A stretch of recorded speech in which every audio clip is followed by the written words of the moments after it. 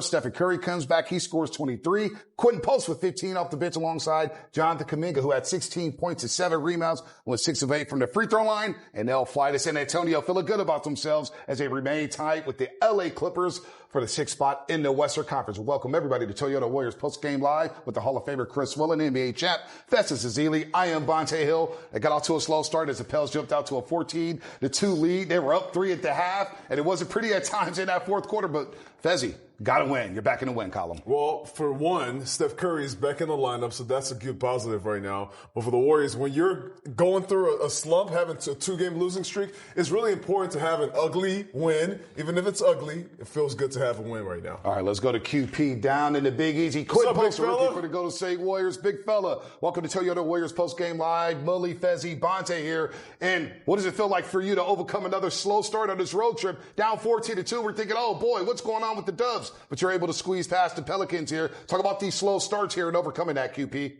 Yeah, I think it's just tough when you play against a team that has a lot of their main guys out. They came out firing.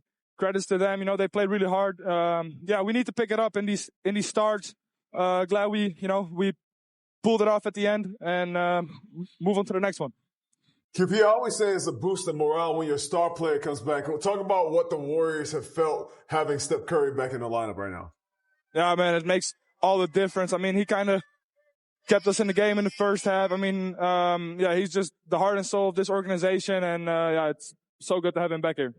QP, with Steph back in the lineup and Jimmy Butler creating so much offense, what's your thought process in half-court execution as far as spacing, screening, and cutting, playing off Jimmy and Steph?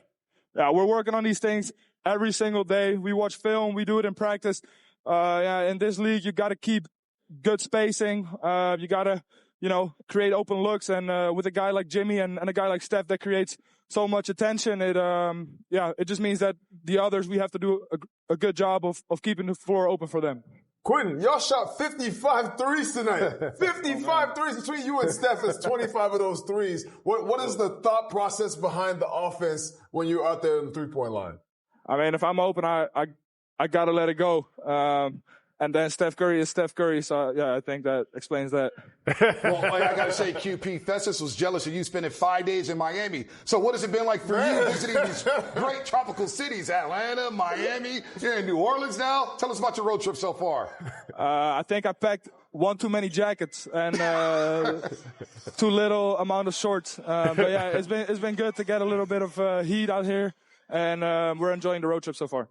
All right, QP, great game for you. 15 points tonight, 3-9 from the three-point line. Have fun. We'll see you in San Antonio on Sunday. Thanks, QP. Okay, guys. Thank you. Anytime, Quintin Post there, 15 points off the bench. JK, Warriors had 3 players in double figures coming off the bench. So you mentioned it in the pregame show, the role players have to step up, pick up some of the starters here. And we saw that from JK, Quintin Post alongside Buddy Hield. Well, the bench was really important because the Warriors started flat tonight. 14-2 start. The New Orleans Pelicans were leading. And with that, the bench came in and fused some energy. Jonathan Kuminga attacking the basket. Quintin Post on the three-point line. Buddy Hield. These are the things the Warriors are going to need. You're going to need the whole team. But right now, I feel like the Warriors are still trying to get their chemistry. Had GP2 out tonight. He's going to be out for a little while. So Steve Kerr is trying to figure out his rotation, trying to figure out who's going to fill in some of those roles. The guy who's a cutter, the guy who has great chemistry with Steph Curry, a guy who plays that dunker role. A bunch of different guys on the team can fill in for GP2's role and with the things that he brings. But I thought Jonathan Kuminga did a great job tonight, just scoring, activating that offense, and really bringing this team to the finish line with Steph Curry. Yeah, with the Pelicans missing 6 of their top players, so you get some bench players playing with great energy to start the game. But then when you get to the bench, now you're talking about guys who haven't played much at all, and now the Warriors bench have great experience. You talk about QP, Jonathan Kuminga, Santos, all those guys, Buddy Hield, have played meaningful basketball. So that's where they took advantage of that bench. And for the Warriors, you guys mentioned they had a bad first quarter, but from then on, they pretty much walked this Pelicans teams down. Fourth quarter was 26-13. They didn't find their rhythm offensively, really. They didn't shoot the ball that well. It was a little choppy. But again, they found a way to gut this win out, regroup, and I think probably the main thing, Steph looked healthy, looked like he was moving really well. That's probably the main thing from this game. Now you got to keep winning because you got the Clippers and Minnesota you're fighting to not be in that play-in situation. We're also checking on Kuminga's left knee as well. Bang knees late in the fourth quarter there. He was grabbing that left knee and missed 2 free throws as it was obviously bothering him. But let's check out the fourth quarter. That's when the Warriors really gained separation tonight against the Pelicans. They were up 1 heading into the fourth quarter. And we know their record win going into the fourth quarter, I believe now 38-6 on the season, win leading going into the fourth. Well, you see Pods with a nice move right there. They will go on a 17-3 run to really break this game open, Fezzi. Say what you want, Bonte, but as much as they made and try to shoot threes, the Warriors really do a lot of the damage in the paint. This is when their offense is really flowing. Steph Curry's going to be out there on the three-point line, and he's going to be a threat. Quintin Post was doing a great job out there on the three-point line, but they did a great job of really taking that double team on Steph and creating shots for other guys there in the fourth quarter. Yeah, the fourth quarter they took over. They won the quarter 26-13.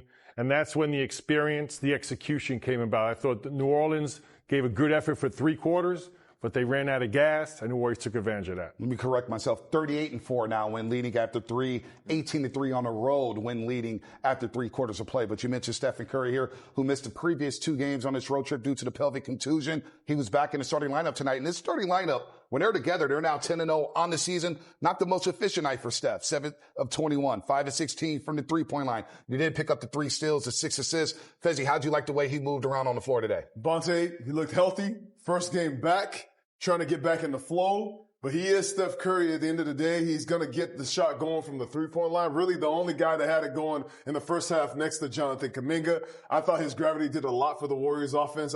You can't say enough about what Steph Curry does. Not an efficient night for Steph, but still a lot of those points, a lot of those buckets came from a lot of double teams that came to Steph. And there's a guy wide open on the baseline, a guy wide open going to the rim. These are the things that he's going to continue to do for the team. Yeah, I thought Willie Green and the Pelicans came out in the first quarter, double teamed him early, tried to take him out of his rhythm. So the efficiency numbers were not there, but the things I look at, he played 34 minutes. He got up 16 3-point shots, so he was moving well enough to get open.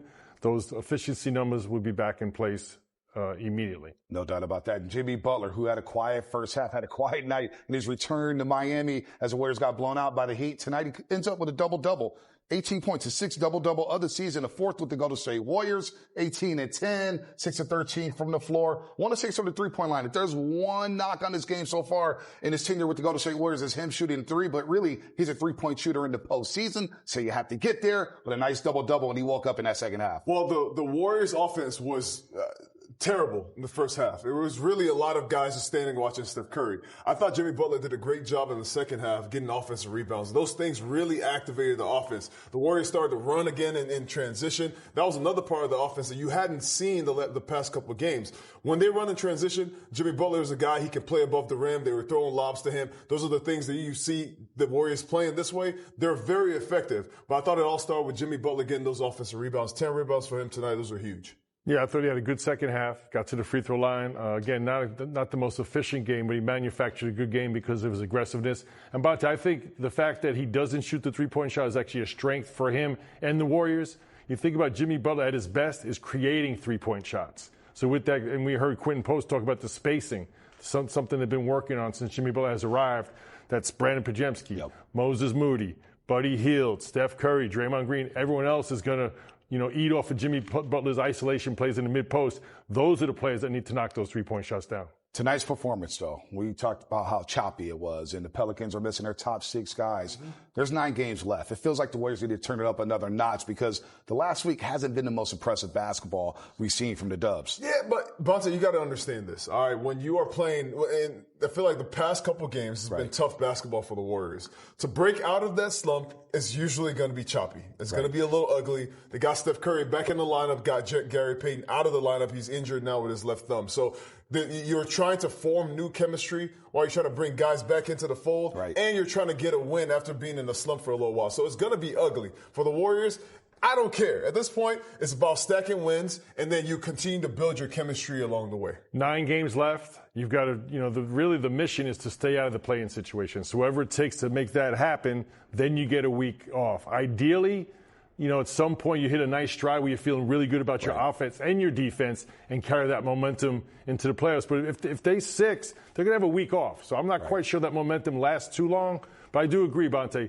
I don't think this is the performance they would want to have Game 1 in a first-round playoff series. No doubt about that. We shall see. 9 games left. The Clippers and T-Wolves did win today. We'll check in on them as we'll check in on the Western Conference standings. We'll hear from Steve Kerr, plus break down Jonathan Kuminga's night. It all starts with the starters. They did combine for 64 points, but not the start that you would want heading into San Antonio, Fezzi. No, not the start that you wanted, but I thought the starters did a great job in the second half, getting back into the game, playing off of Steph. And they'll continue to build their chemistry as the games go along. Malia plus 13 when it comes to points off turnovers. Dubs scored 23 off of 16 Pelicans turnovers. Yeah, the Warriors have done a much better job overall with Jimmy Butler, but the last 5-6 games is something they needed to clean up. Did a much better job tonight. Play with a sense of urgency. We didn't see that in the first quarter. I thought it was just a lack of focus, missed shots there, but they did pick it up as the game went along, Fezzi. My biggest and my favorite stat tonight was the Warriors going to the free throw line, because that just shows a sense of urgency attacking the basket. I thought they got more aggressive as the game went along. Only shot 7 free throws in the first half. Second half shot 22.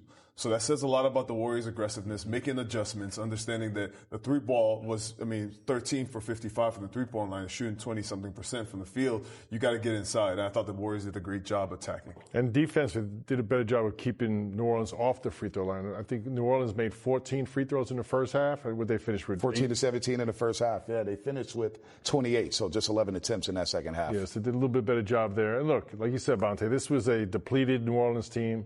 Not the highest quality game, but this is another win to keep you in the mix to stay out of that play-in situation. Yeah, 42nd win for the Golden State Warriors, 12th time in the last 13 seasons. They'll have a winning season. The one asterisk there was the 2019-20 season when they won 15 games, but also the 15th win of the season when trailing by 10 or more points. So you could take that to the bank there as we check out JK's night coming off the bench. And it's a big role for him with GP2 out for at least the next week. And I thought JK moved well, 16 points. Hey, everybody wants him to rebound more. 7 rebounds tonight, 3 assists. And I thought before he banged knees with Missy there in the fourth quarter, he was 6 of 6 from the free throw line. Then obviously his knee was bothering him. He missed the 2 free throws, but a step in the right direction for JK. Well, Bonte and Festus, we talked pregame about Jonathan Kuminga and Moses Moody. And Jonathan did everything we asked pregame. Increased efficiency, 5 of 9. Rebound the basketball better, 7 rebounds. I thought this was a great performance, and I thought his defense was solid. And that's going to be maybe the most important part. Because we know he can score. He can take advantage of his mismatch because of his athleticism and his strength.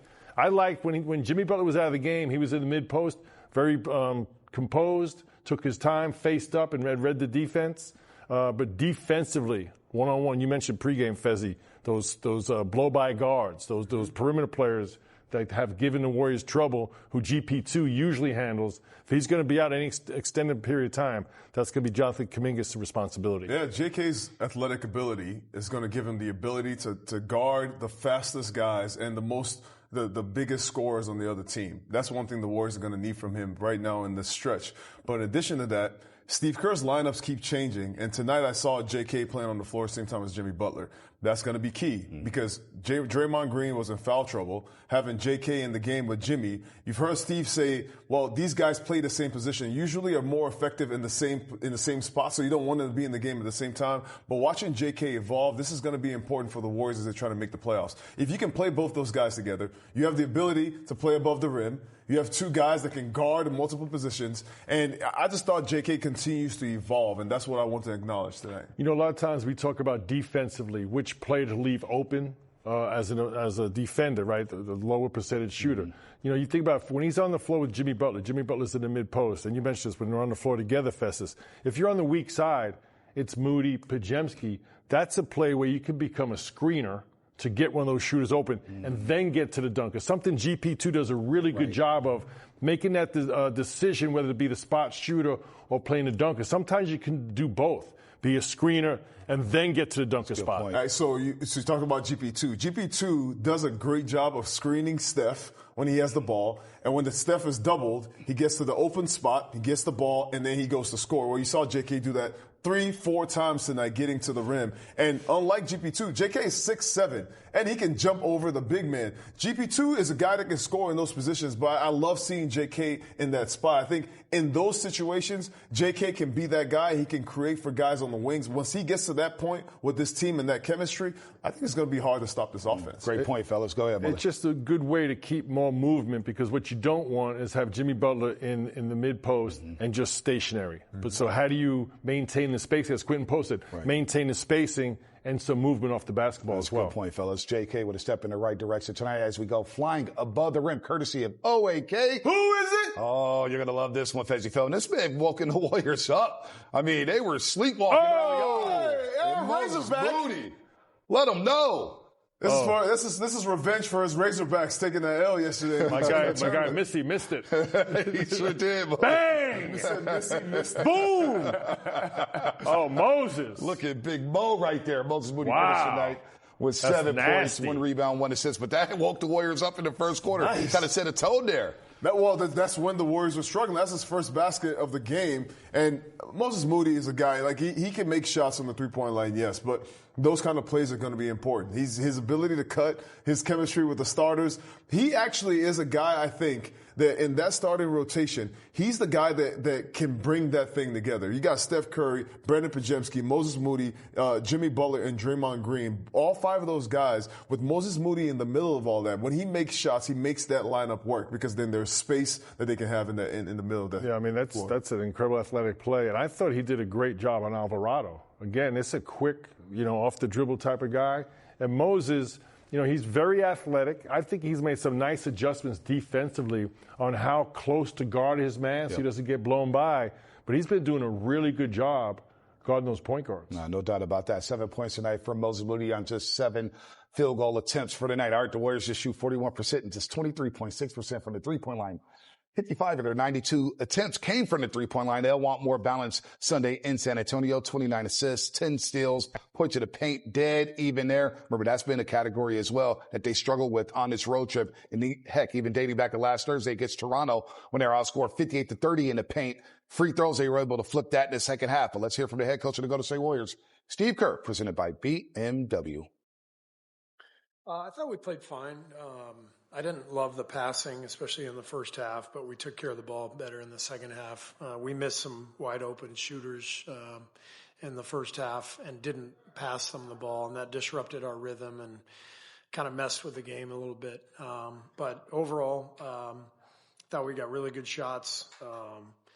Second half was much better with the ball movement, the flow, and defense was good. So all in all, positive outcome, positive effort, and a night where we're clearly like trying to get our rhythm back as a group. And I think tonight will lead to that. I think we'll be much better in San Antonio. You guys did shoot in the 20% from 3 tonight. How much of kind of what y'all are going through right now offensively is just the fact that you seem like you're kind of in a team-wide shooting? Yeah, we are. And, it happens during the year. And, like I said, I thought we had really good looks tonight that we didn't knock down, but we can help our shooting with our passing. If we're just unselfishly moving the ball and throwing it to the first open guy, that guy makes the next pass. The shot is more likely to go in. It's a little more open, a little more in rhythm. So we still have to find some rhythm offensively. But like I said, second half, I think we only had 2 turnovers. Much better side-to-side ball movement and much better looks. Most of them just didn't go. How do you think Steph looked just from his first game back after missing a couple? I thought he looked great. He was moving really well, took care of the ball. I thought Steph played an excellent game. He probably missed his last 5 or 6 threes, so the numbers don't look great. But he looked like himself, and I think the week off did him a lot of good. What did you make of Jonathan's play tonight? Jonathan was good. He gives us the attack to the rim. He got to the foul line, 8 times. Rebounded well. So I thought he had a good night. What kind of potential does that 2-man game with him and Steph have? Yeah, the dive to the rim when JK sets that ball screen for Steph puts a lot of pressure on the defense, and that was really key tonight. The two of them connected for 3 or 4 of those, and that was helpful.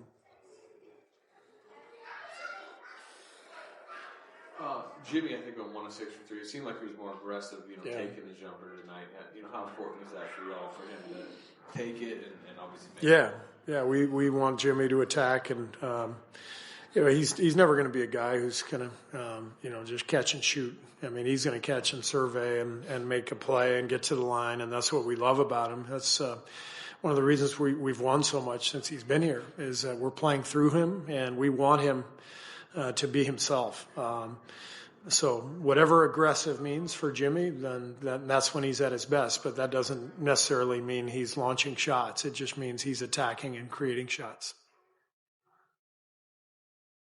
All right, Steve mentioned the lack of shooting the last couple nights here from the three-point line. 13 of 55 tonight, 9 of 38 against Miami. Having Steph back will definitely help with the shooting and the spacing there, but they have to get more balance here, Fezzi Phil. That maybe means more 2 feet in the paint from Brandon Podziemski, who's trying to find his shot again. They rediscovered just 1 of 7 from the three-point line tonight and 4 of 11 overall. 10.6 rebounds. Does a lot of the other stuff there, but the Warriors are going to be desperate. It's going to be imperative, I should say, to get another shooter in there to help space that floor even more, Fezzi. Yeah, this is why you have another ball handler starting next to Steph Curry. Getting him off the ball is important, but Brandon Podziemski can do a lot more than just shoot from the three-point line, but that three-point shooting is really important to get this Warriors offense going. He's a guy that can get in the paint.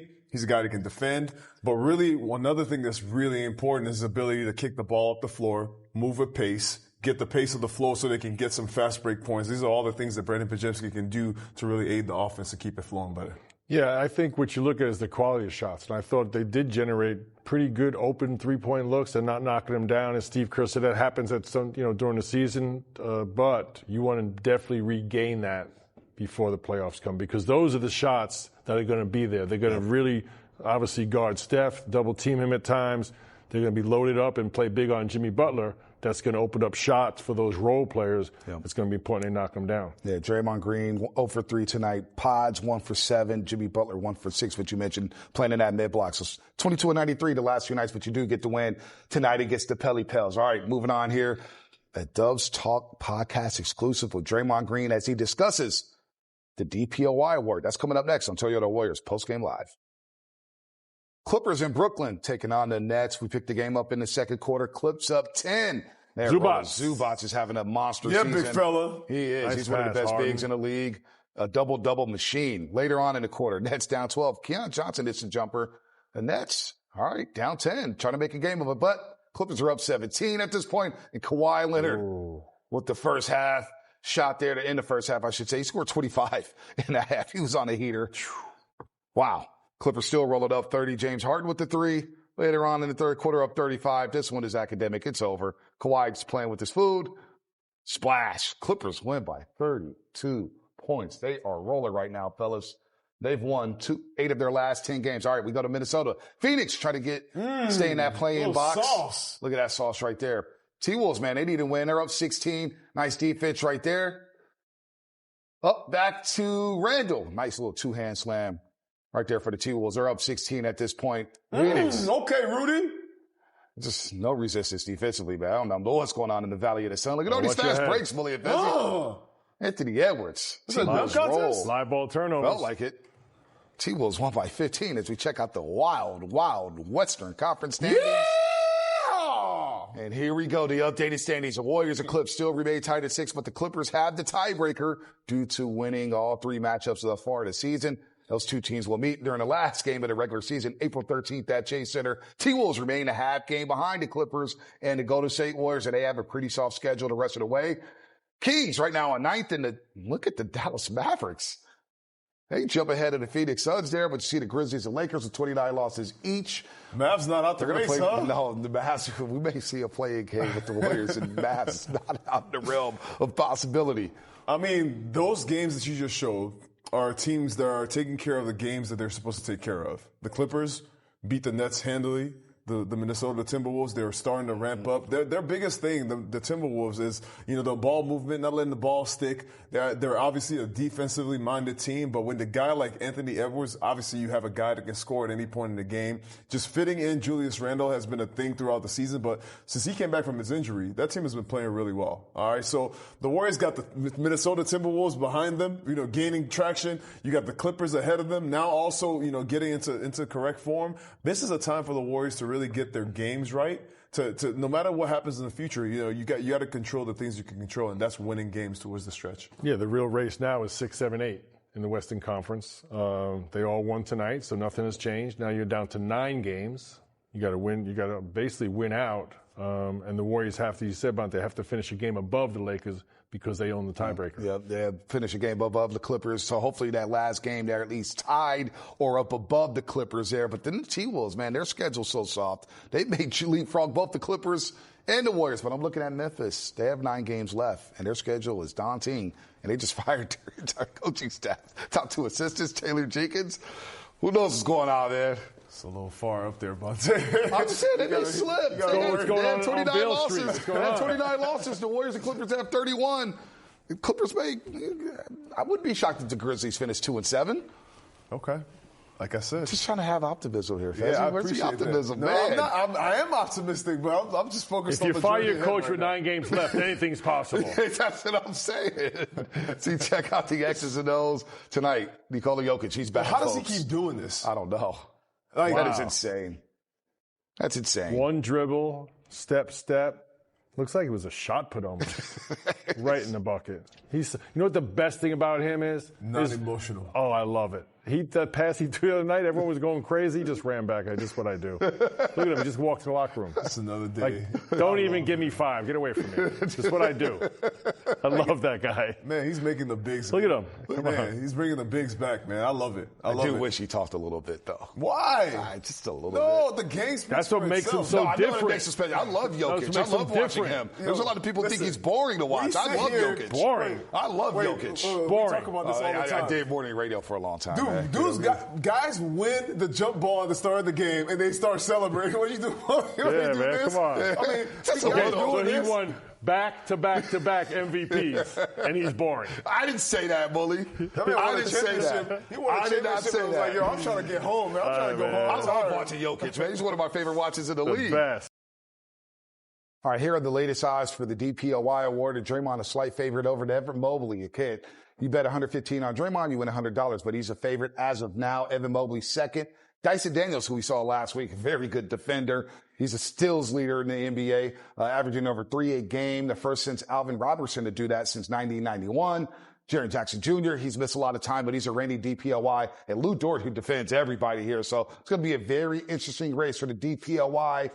Draymond Green, does he have a shot at this award here? As a betting favorite, he is. Maybe he's in a conversation. Do the Warriors have to win more games in order for him to secure his second DPOY? It is really impressive that Draymond Green, after all these years, is still in the conversation. It says a lot about his, commitment to the defensive prowess, his commitment to being in shape, conditioning. These are all the things that come with that. But he's the last line of defense for the Warriors. Him being that back line, I had to play that position. And him being that at this size, being able to do that as effectively as he has, Monty Poole and Kerr Burke, they were talking to him about his ability to guard the 2-on-1 offensive fast breaks. Whenever he misses those and people score, it's actually surprising at times. So Draymond Green, obviously one of the favorites, but you can go down the line. Everybody there is really impressive. Yep. Dyson Daniels is very impressive what he's doing as a rookie or as a young player in this league. All the steals he's getting, you think he's getting out of position to get those? No, he's actually a great defender. You go to Evan Mobley, his team has been incredible all season long. Him as a big man playing next to Jared Allen,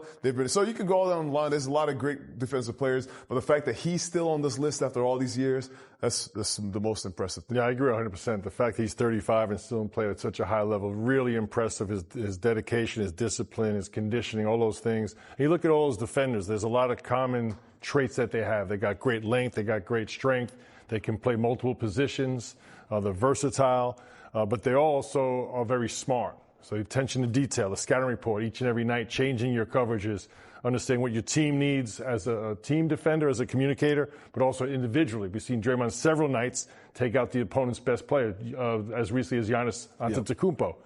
As far as the betting goes, I don't know the deal with that, but much like, to me, the MVP award, all-star selections, I think winning does come into the play, right? So you would have to think about Cleveland, right? The best team in the East. Mm-hmm. You'd have to think about Evan Mobley in that situation. Yeah. Lou Dort, I think, on the best team in the NBA. He covers the best opponent each and every night. So we'll see how it turns out. But the fact that Draymond is still playing at a very high level after all these years, really impressive. No doubt. Podcast available right now. Yeah, basically not my podcast no more. Yeah, I thought you were KB took it from me. On the podcast. KB took it from me. I'll get more rest, man. I'll spend more time with Baby Chaz. KB, you got this with the Gray Body Pull. Our highlight zone coming up on the other side here. I'll tell you on the Warriors post game live. Gary Payton II was playing so well over his last 13 games, shooting 64.5% from the floor, 48% from the three-point line while averaging 11 points a game, was playing solid on both ends of the floor. But he now has a partially torn ligament in his left thumb that he suffered Tuesday night in Miami. He'll be reevaluated next Thursday. Hopefully he'll be able to roll. But for more on GP2's rehab and recovery, here's Dr. Seth Sherman with tonight's Stanford Medicine Injury Report. You can protect it in a splint, but come out of that splint early for range of motion so that you don't get weakness or atrophy of those muscles. Just because you're not stressing the ligaments, those ropes that hold the bones together, doesn't mean you can't, work some of the muscles so you don't lose tremendous time in that regard. And so, I'm sure he's working with the trainers and or occupational therapy or other, on that initially. And then, once they make a reassessment and see that the trajectory is positive, then you move from that initial period of protection onwards towards some individual kind of basketball related drills. You see what type of protection, if any, is able to be utilized. You can do some sort of taping, wrapping, small custom molded splints, etc. But obviously that can't interfere with his job, his ability to shoot and score. So it'll be a give and take, but that's typically the tools in the toolbox. There's not perfect evidence for injection therapies, but sometimes we can utilize those as well, things like PRP, etc. But I'm not going to speculate because I don't know the exact injury, and there's just a paucity of perfect information to guide us on whether that helps us with cutting a few days or a week off of his prognosis. All right, get well, GP2, as we head over to the great KB, Garrett Burke, and Dade County. Dalton, that might stick around here. Dalton Johnson, our Warriors reporter at NBC Sports Bay Area. What is cooking KB on Dubstock Live tonight? Well, we're going to hear more from that Draymond Green podcast, but we need to break down this win a little more because while the Warriors got the W, there were things about this win that were yuck. Yeah, it was a yuck kind of win. Obviously, the trouble from three early on, slow start for this team. They didn't get the first lead until I think it was about 5 minutes to go in the second quarter, right? Mm-hmm. And this is a Pelicans team that had virtually nobody, So I think what I like most about this game, though, because of all that, is Jonathan Kuminga's performance. The fact that he was able to play really efficiently, 5 of 9 from the field, all 5 of his made shots were within 10 feet, and he was a really strong screen setter, using Steph Curry in multiple ways, 7 rebounds, his most since coming back from injury. So that's when you really want to see JK's skill set come to life. If the Warriors cannot make 3-point shots, get your most athletic guy going downhill, driving, rolling, all those little things for him to be really efficient. So again, it was that win, just get it out kind of win. Are we doing right? this? Yeah, just what does get this it mean? I'm just trying to get it out, get the win out, right? Yuck it up. But that's why I like the fact that Jonathan Kuminga was able to be really efficient in soaring for those rebounds as well. Yeah, when he can attack at the rim, when the team is attempting 55 threes in this game and not hitting them at a very good clip, you need that kind of attack. So we'll break down some of that stuff on Dubs Talk Live. I thought we had good stretches. Lose a couple games in a row is never going to just be pretty. I thought we stuck with it, got off to a slow start. And once we found our footing, kind of started finding a rhythm. In that second half, it really started to feel like us. So, not great. Can get a lot better, but I love the way the second half, I love the way we close the game. How much of your guys' kind of offensive struggle a little bit later was just collectively you guys not shooting it that well? That definitely makes a difference, Shot 23% from 3, 41 from the field. helps to make shots. But we won by 16 shooting those numbers. So I like where our defense was. I think, we did a pretty good job defending, holding them to 95 points is huge. But, yeah, we got to make shots, and we haven't as of late. But I'd rather it happen now. It's a good time for it to happen than in a few weeks. Just to follow up on that, how do you think how do you feel about the shots you guys are creating, just the quality of them? I think we're getting great looks. I think we missed 20-some threes in the first half? 26, I think. Shots 28. I think we're 6 for 28. Yeah, so we missed 22. I think 19 of them was great looks. We just missed them, So I like the shots that we're creating. I think the ball can hop a little bit more, sticking a little bit at times, but I think we're creating good looks. We just got to knock them down. I have no doubt that we will.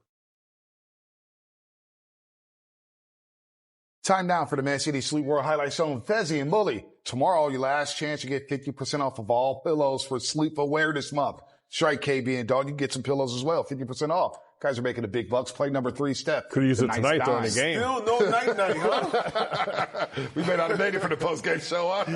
Baby Chaz may have been hosting. Pillow and a blanket? Keith Santos, a nice layup there. Biggest game of the year. No. We got 9 more left, Buddy. Hang in there. Look at Buddy Hill. Wasn't Buddy tip dunk? What? Look at that. Okay. Oh, yeah. Good. I like that.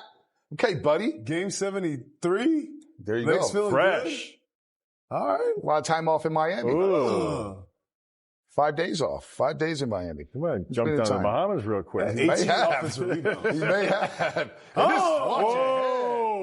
Watch your head, big fella. Moses. Hey, Eve's missing. Protect the rim, big fella. That's right, Moses. Yeah, Moses, if you're going to take it in there, take it in there. Straight line drive, triple threat. Showing a lot of emotion, That's too. Nasty. Don't worry, Fez. We're good. We're good. It's like Toyota drive ahead. You're good, Mr. Vanderbilt. The Spurs on Sunday.